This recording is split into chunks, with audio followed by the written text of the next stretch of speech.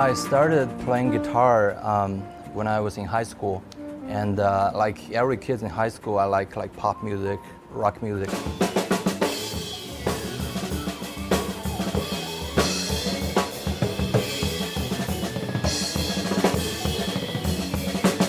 Jazz to me is like it's so fresh. You know, it's like nothing I heard from rock or pop music before.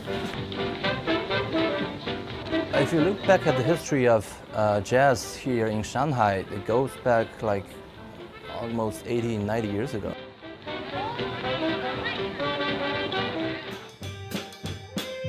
When I was a student here about 10, 15 years ago, there's already local Chinese musicians playing all around the city. And they're still playing now, but younger generation is coming up.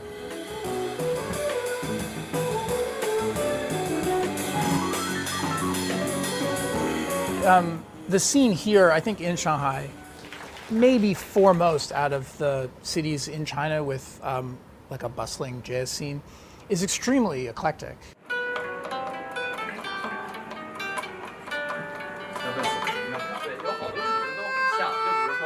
Chinese musicians working with other musicians in cities like Shanghai and Beijing and elsewhere, and just working really hard on their craft. So it's a kind of like cultural fusion like jazz was since the beginning.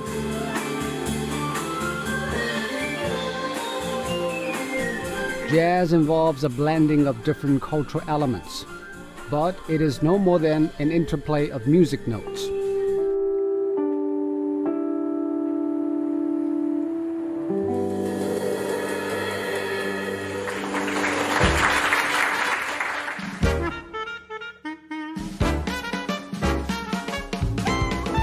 Also in Shanghai, there is a much larger experiment of fusion of people, money, and ideas. It happens here in Disneyland, the first American theme park on the Chinese mainland. We decided that we were going to focus on what we call authentically Disney and distinctly Chinese. For example, the castle that's behind us, it's the tallest castle in the world, but at the tallest peak of it, there is a peony flower at the top. A peony flower, that's right. Chinese flower. That's right. The second spire down has a magnolia flower to celebrate Shanghai. That's the city flower for Shanghai. Absolutely. Disney's efforts paid off. It received its 10 millionth guest in just under 11 months after its opening in 2016.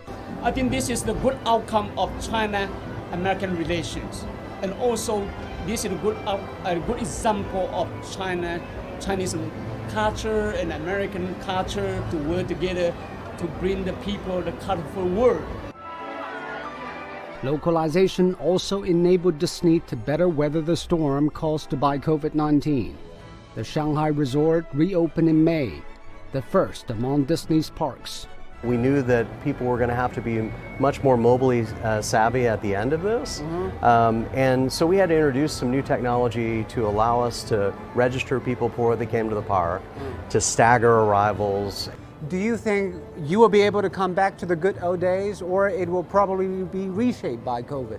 I think we've learned a lot during the course of that. I spoke earlier about the technology and how people have grown dependent even more so on their mobile device. So leaning into that and making sure that we have services that are available that way to ease the friction in the process is really key to our success in the future as well.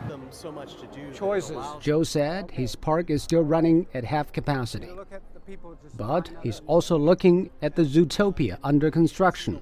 For him, the happiest moment is the lightning show.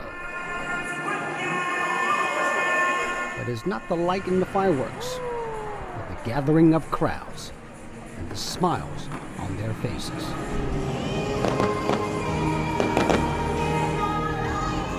Be it jazz or Disneyland, it is about fusion.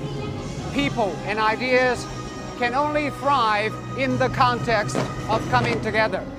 This is the story of Shanghai, and it can be the story of the entire world.